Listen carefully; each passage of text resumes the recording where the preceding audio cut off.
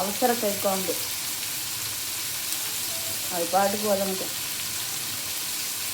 அடுத்தடுத்து என்ன செய்யலான்னு பார்க்கலாம்.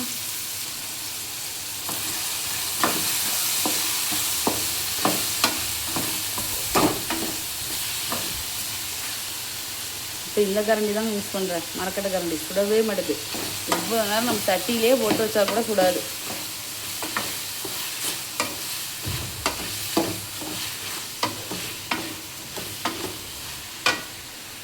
இதே இருந்தால் கூட சுடாது.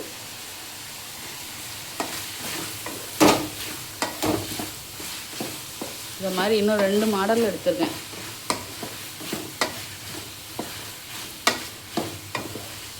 இந்த கரண்டி உங்களுக்கு வேணும்னா கமெண்ட் பாக்ஸில் கமெண்ட் பண்ணுங்கள், நான் உங்களுக்கு சொல்கிறேன்.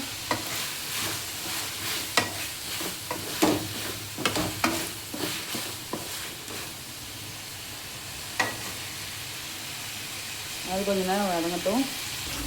இங்கே பாருங்க ஆவி எப்படி பார்க்கணும், எவ்வளோ நேரம் இருக்குது அடுப்பு கூடவே இல்லை.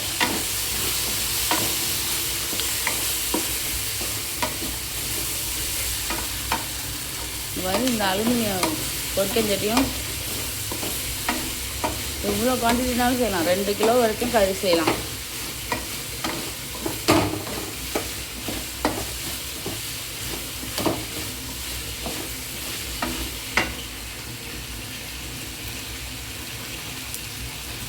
இப்போ 1 கிலோ செய்ய போகிறேன். அதுவே உங்களுக்கு இவ்வளோ தான் இருக்கும். இன்னும் நிறைய நீங்கள் செய்யலாம்.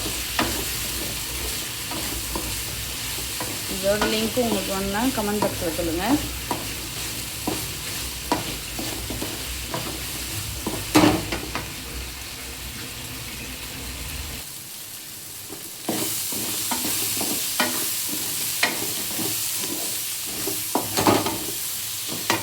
நம்ம அவசரமாக செய்கிற கறி குழம்பு தான். இவ்வளோ வதங்கினா போதும், ரொம்ப வதங்கணும்னு அவசியம் இல்லை. இவ்வளோ வதங்கினா போதும்.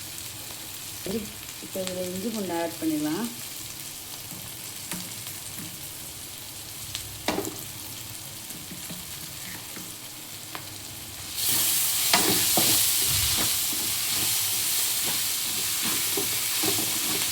இஞ்சி பூண்டு பேஸ்ட்டு கடையிலலாம் வாங்காதீங்க, வீட்டில் அரைச்சா அது நல்லாயிருக்கும்.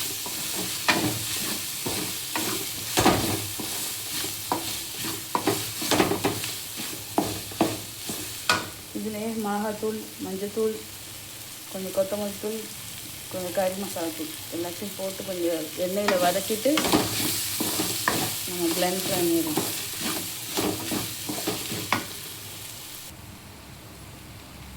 மஞ்சத்தூள், மிளகாத்தூள், உப்பு, ஆச்சா கறி மசாலா இது எல்லாத்தையும் போட்டு தான் நான் செய்வேன். ஆச்சா கறி மசாலா நல்லா இருக்குங்க, வாங்கி செஞ்சு பாருங்கள். உங்களுக்கு இந்த கறி மசாலா வேணும்னா சொல்லுங்கள், கமெண்ட் பண்ணுங்கள், நான் கமெண்டில் சொல்கிறேன்.